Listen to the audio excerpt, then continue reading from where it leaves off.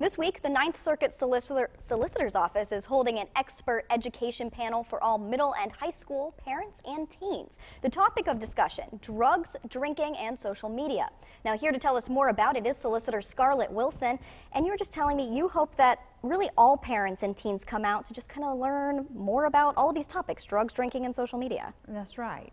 What we hope to do is take the fear factor out of the criminal justice process so that if teens become involved in the criminal justice system, parents and they can know what to expect. But more than that, we hope that they don't ever come in our system. And we want to educate parents especially about social media and bridge the gap between them and their children. Most parents feel like they're in the dark and that their children know more about social media than they do. And that's true, and that may always be true, but there are things that we can do and ways that we can educate parents so that they understand better and know things to look out for. The other thing that I think is important for both teenagers and parents is to learn how drinking alcohol and using drugs improperly affects the brain. And so we're going to have a doctor from MUSC actually explain the chemical process that takes place in the brain and how the brain actually can change when young people use drugs. A 30-year-old using marijuana is not the same as a 15-year-old using marijuana, and parents need to understand that. They need to understand that some prescription drugs can rewire the brain.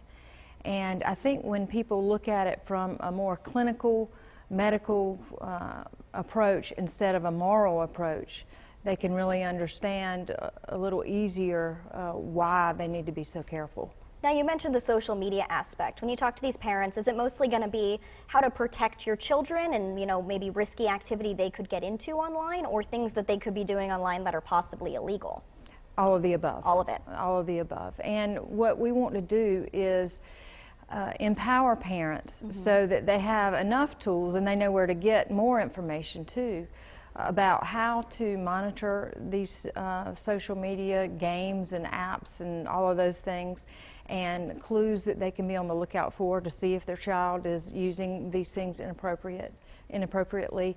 But mainly just information and resources so that they can stop children before they get in trouble and before they come to the criminal justice process. I feel like social media is one of those things that's always changing, so that we can always learn more about that. Right. So if people want to attend this panel, how can they do so? It is Thursday at 5:30 at the Mount Pleasant Town Hall. It'll be from 5:30 to 7, and this is our first one, so we plan to do this all over town and also in Berkeley County. Perfect. We'll post all of that information about this panel and then also future ones as well on our website, counton2.com. Chrissy?